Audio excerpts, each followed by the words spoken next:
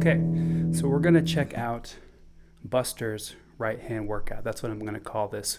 Essentially what we're going to do is take the Stump Water chord progression. Stump Water is a Jerry Reed tune.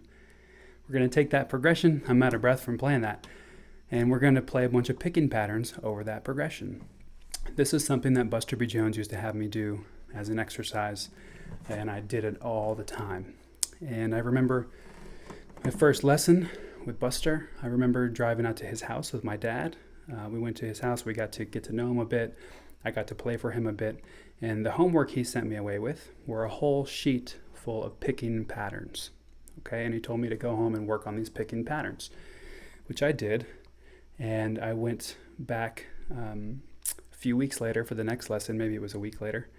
And he said, okay, play me through all the patterns. And I couldn't do it. I hadn't practiced them enough. And he said, okay, well, that's the end of the lesson for today. Go ahead and go home and don't come back again unless you could play all those patterns for me. Because really, he was a believer, and I am too, that if I couldn't do all these picking patterns, then it was going to be really tough for me to play these more advanced, not even just advanced tunes, but beginning through advanced fingerstyle tunes. The patterns were a way to train yourself, especially your picking hand, to be able to play these more complex type things that happen in songs. So that's what we're going to do here. There's going to be multiple videos for this Buster right hand workout type of thing. First, what I'm going to do in this video is walk you through the chord progression only, give you a few things to think about with the chord progression. And then in the upcoming videos, which you can find beneath this video, there'll be 10 different patterns I'm going to teach you to play through the Stump Water progression. So now let's look at the chord changes of the Stump Water progression, and that's what we're going to plug our patterns into. So one thing you can do is that beneath this video, there's a chord chart with the changes. You should download that or print it out if you can, because we're going to utilize that a lot. What I want to show you now are the exact shapes that I play when I practice this. These are just the same ones Buster showed me. So it starts with an E chord. This is the beginning of the A section here. 2 beats on E. 1, 2, 2 beats on A7. 3, 4. Back to E for 4 beats. 1, 2, 3, 4. We're going to repeat all that again. E, A7, E, 2, 3, 4. Now up next in bar 5, we start with the E again, 2 beats. 1, 2, A7, 2 beats. 3, 4. E for 2 beats. 1, 2, up to C sharp 7, sharp 9. I have the open E and B string here. We're just there for 2 beats. Then an F sharp 7. 1, 2, B7 for 2 beats. 3, 4. Back to E for 4 beats. 1, 2, 3, 4. That's the first 8 bars of the tune. That's the A section. You're going to repeat that, the same thing identically. So here's what I'm going to do. Play through the A section, the chords I just went over, with the metronome at 100 beats a minute. No pattern or anything. I'm just going to sort of play the chords, like pinch them or strum them in time. 1, 2, 3, 4. 2, 3, 4. 1, 2, 3, 4. 1, 2, 3, 4.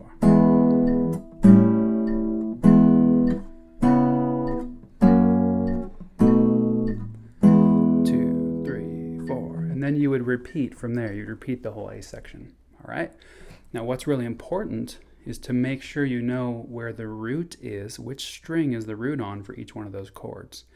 You can always relate that back to caged shapes, if you like to think about it that way. So with the E chord here, this E shape, the root's on the 6th string.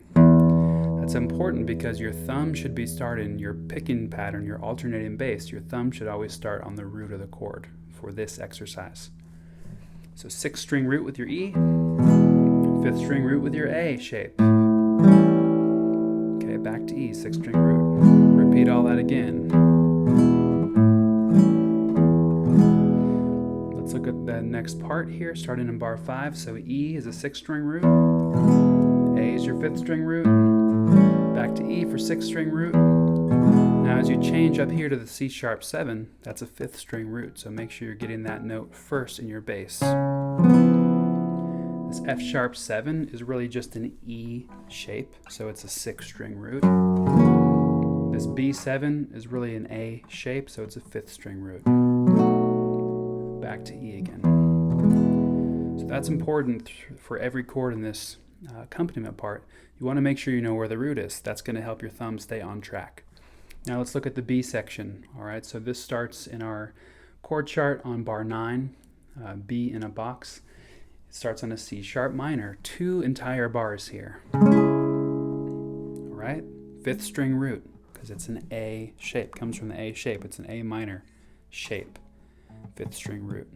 Okay, so again, from the top of the B section, 2 bars on C sharp minor, then 2 bars on G sharp 7, 6th string root there, back to 2 bars on C sharp minor, then 2 bars on F sharp 7, 2 bars on C major, 1 bar on E, 1 bar on C sharp 7, and then we're going to go to an F sharp major for 2 bars, 1 bar on F sharp minor 7, 1 bar on G sharp 7. Then we're going to go back to the beginning of the B section, repeat that again with an alternate ending or a second ending, which is this Jerry Reed turnaround lick. Right, and there's a video here in the channel where you can learn that lick, although you can probably just pick it up from this video and the upcoming videos. So now let's play through the B section in time, just 100 beats a minute, no pattern necessary. I just want to demonstrate the chords for you. 1, 2, 3, 4. 1, 2, 3, 4. G sharp 7. 2, 3, 4. Back to C sharp minor. F sharp 7. 2, 3. C. 2, 3, 4. E. C sharp 7. F sharp, minor, G sharp 7.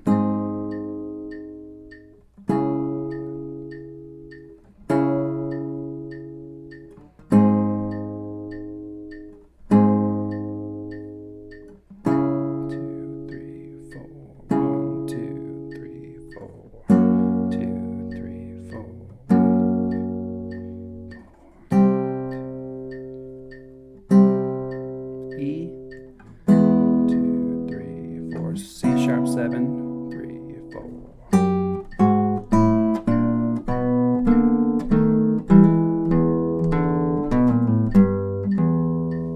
Okay, so hopefully you got the idea there. Once again, what I want you to practice is first just getting all the chord shapes down. And for pretty much every chord I'm using, we're going to be picking all 6 strings. So lots of bar chords. It's definitely a workout with the left hand. If you need to, reduce the pressure, if you have a nylon string, like I'm doing on the nylon, it's much easier to play than on my steel string.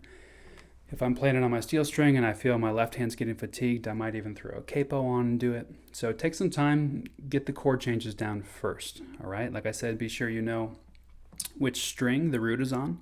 So once you have those chord shapes and chord changes down, then we're going to work our way through the 10 different picking patterns over those same chord changes. Okay, so let me know if you have any questions with the chords. Otherwise, just dive into the next video where we're going to start with pinches on beats 2 and 4.